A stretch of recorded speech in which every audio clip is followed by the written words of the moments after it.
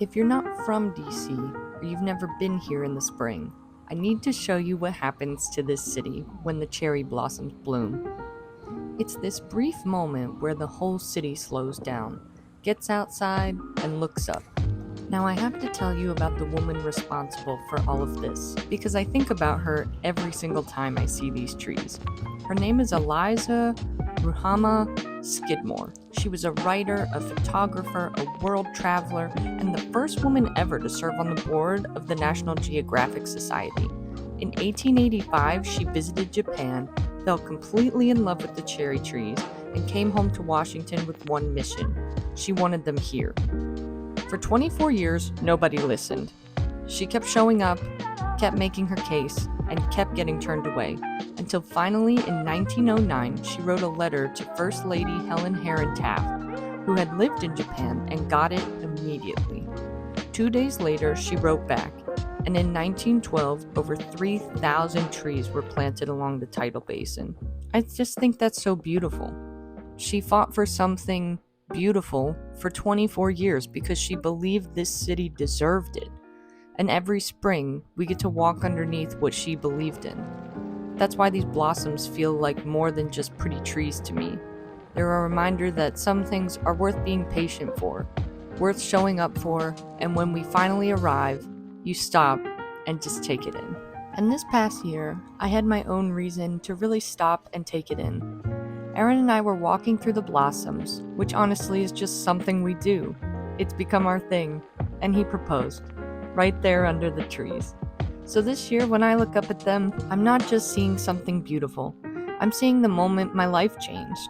And I think Eliza would appreciate that her 24 years of showing up gave two people a place to have theirs. So today, I wanted to celebrate that. Cherry blossoms aren't something I can put on a plate, but spring in DC absolutely is. This is the time of year when we all start coming back outside, back to each other, rooftops, parks, our favorite neighborhood spot. Everyone migrates back into the sunshine together. So I made a spread, something fresh, something seasonal, something you'd want to bring to that moment. Let me show you what's on the table. Now, I don't know about you, but to me, spring automatically screams brunch and seasonal produce, which immediately made me think asparagus. So the first thing we're going to work on is this bacon cheddar asparagus quiche, one of my favorites for breakfast.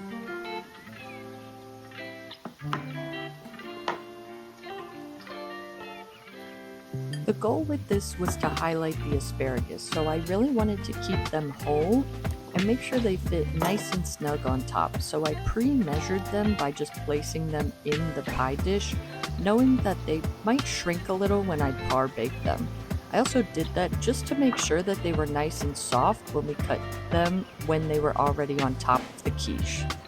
All I did was put some olive oil, salt, and pepper on them and cook them in the oven for about 10 minutes. Alright, it's about that time where we do the pie crust. Now, here's the hot tea. I didn't have pre-made pie crust, so we're using pre-made puff pastry. It'll still be flaky yum yum goodness, but it's like one of those pre-rolled guys, so it is falling apart at the seams. So we're going to do a little minor surgery here while we put it in the pie dish. And like everything I do on this channel, it's just an experiment. So we're going to spray the pan. That works like 50% of the time for me. Sometimes I butter it and then the whole crust melts into bits. I don't know. Baking is not my strong suit, everyone. If you would have seen the fiasco I had making cookies this past week, you'll understand why I stick to cooking. I'm worried about... Okay. This is what we're going to do. We're going to go in like so. Hope that this zhuzhes off the paper. And then we're going to play catch up from there. Nice. Did you see that? That was all strategy. All strategy, baby. And then we're going to par bake the crust. That just makes sure that when we put our eggy deliciousness mixture on top, that this isn't going to be too thick and underbaked and then you get mushy crust on the bottom. Nobody wants that. So what I'm going to do is just get this all, can you see these like patchwork moments we got going on here? Ignore that Amazon truck backing up. That's exactly what that is. So now I'm just going around the edges, trimming off any excess. With my quiche, I do like the top, like edge crust. I know a lot of people sometimes only like the crust to be up the sides, more like an egg tart sort of situation. Beauty is in the imperfections. That doesn't look too bad, I don't think. Okay. Then I have pie weights. This is the first time I'm using them, so I wipe them off with a wet paper towel. But pie weights, if you don't know, are just like little ceramic beads. I knew I should have bought 2 boxes of them. They're supposed to fill up the whole shebang. You see mine, poor sad thing, sitting there in the bottom? I got these for myself on sale for Christmas last year, and I was like, I bet I need 2. I probably need 4 of these things. My God. Okay.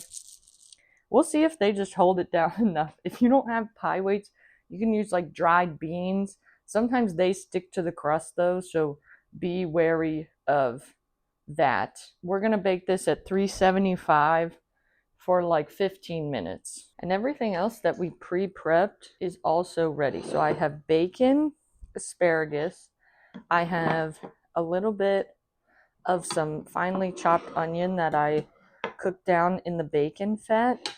And this is everything that will go in the quiche then. So once that par bakes, all we got to do is make our egg mixture, get everything in there. And then while this quiche is baking up in the oven, we will make the last 2 things because they're super simple. We're good to go.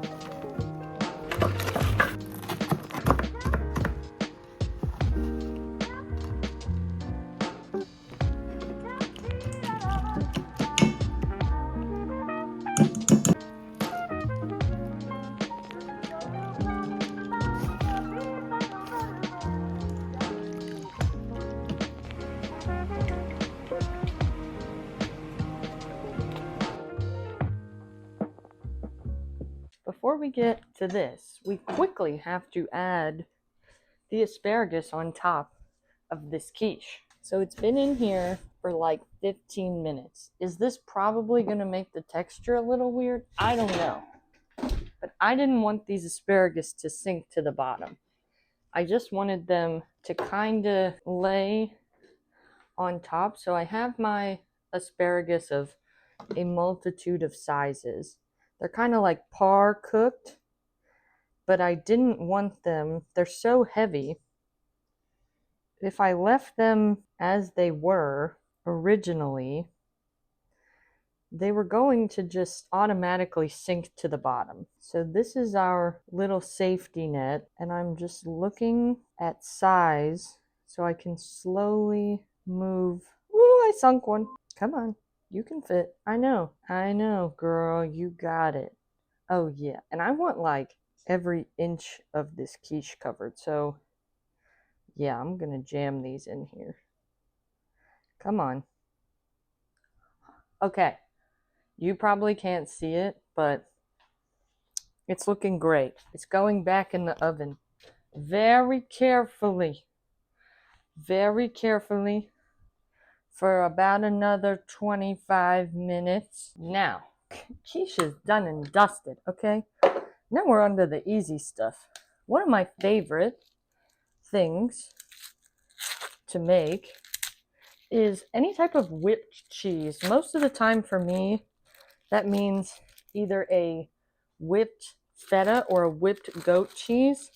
Personally, I love a whipped goat cheese. Now, here's the issue. I was not the grocery runner this week, and we now have a goat cheese that has a little bit of a skin on it, almost like a brie. That's fine. I'll show you how we're going to work with it. It's going to work the same way. I think no matter what soft cheese you put in here, this kind of works the same way. Have I ever done it with anything outside of feta and goat cheese? No. Have I ever done it with this goat cheese? No. This was all Aaron could find at the store. And you know what? He ran to the store for me, and we love him for that. I like to make mine in the food processor because it not only takes a lot of the work out of this for you, but it makes sure, because there's an actual blade in this, it makes sure that it is as smooth as possible. And especially with whipped feta, I don't like it to have any grit to it. So having a blade that can cut down any extra chunks you may have, huge, huge help. Now you can do this in the mixer with your whisk attachment if you want as well. But again, depending on how soft your cheese is, what type of cheese it is, what kind of end texture you want, those are going to be some of your defining moments. Okay. Watch me just... Now, if you're like me and have a goat cheese with a skin on it, I would say try to not get the skin part in it. If you do, the blade will chunk it up and I think we'll be okay, but the less we get in, the better. I'm gonna get a spoon.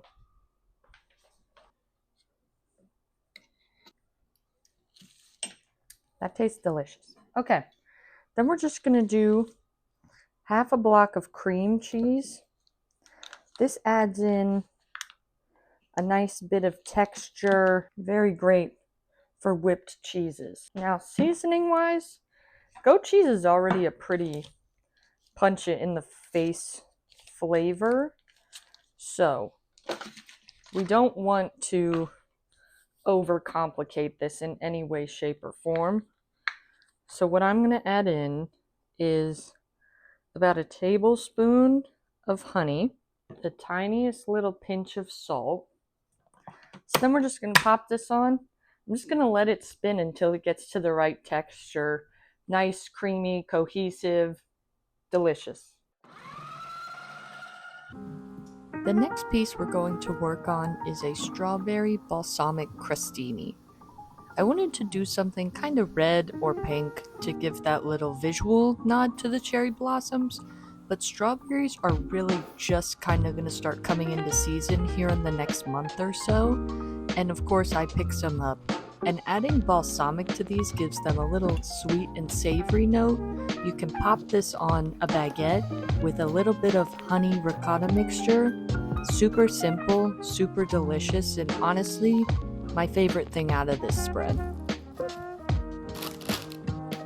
The last thing we need to do is prep the veg, kind of like a little crudité to go along with our whipped goat cheese. I did want to do some raw asparagus. I know you're thinking, who's going to eat that? Don't knock it till you try it. Even still, it's going to add some nice visual texture to this plate. I thin sliced some radishes and cucumber on the mandolin.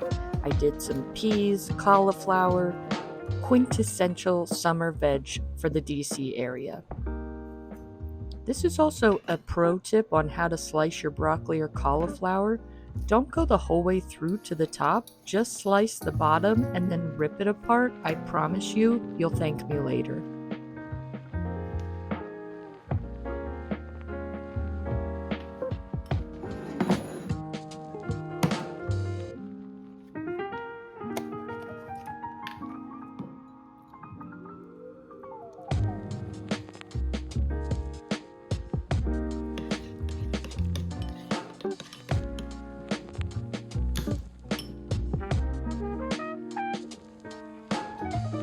All of these dishes would be great for Easter, Passover, brunch.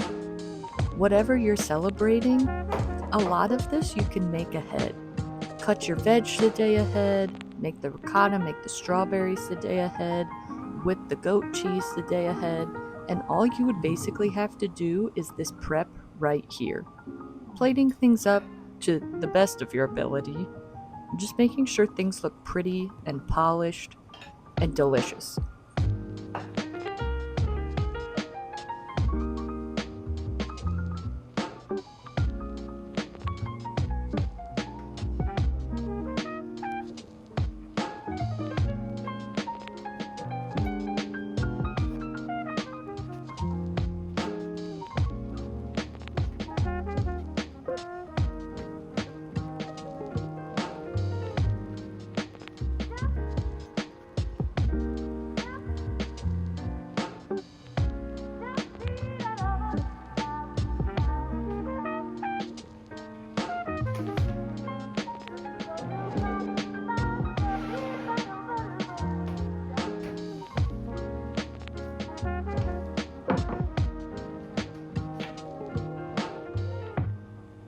This is what spring in DC looks like on my table.